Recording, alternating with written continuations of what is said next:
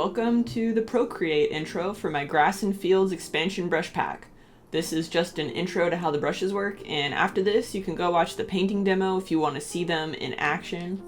You can download the brushes from my Gumroad page, and while you're there, check out this pack as well. This was my older pack, and if you use both of them together, you can have an even greater variety of brushes. So download the .brush set files, make sure the folder is unzipped, and then import your brushes into Procreate. I have them organized into sections, but you can totally reorganize them however you want. I'm going to take you through the sections now, and I'll give you an overview of how each type of brush works. But before we get too far, I want to talk about a couple of settings you should be aware of in the Procreate Brush Studio panel.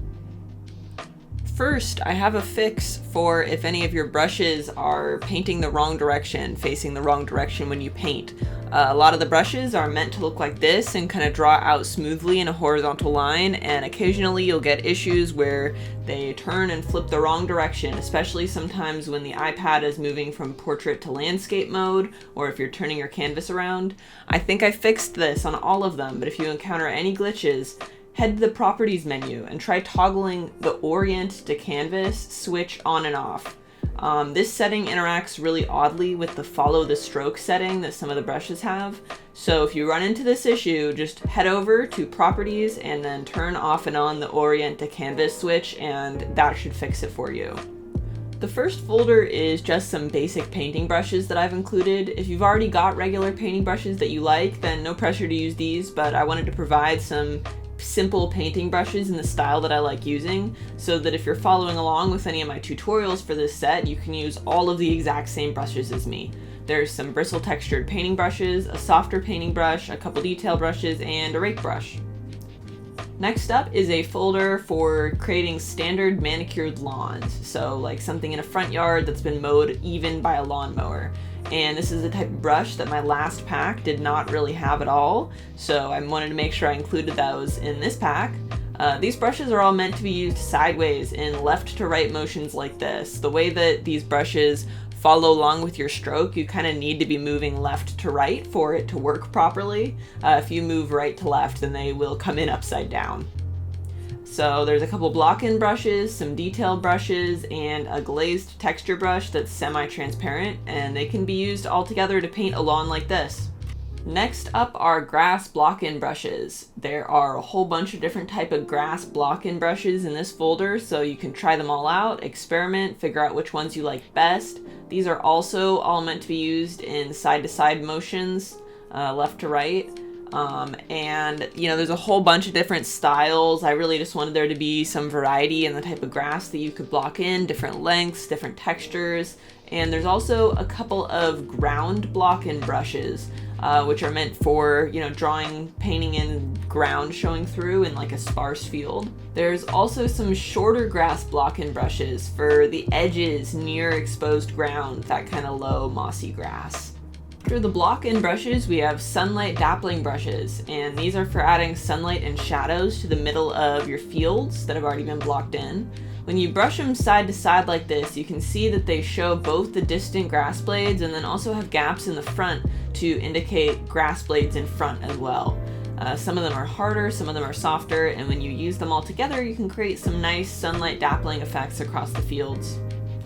Next, we get into the detail brushes.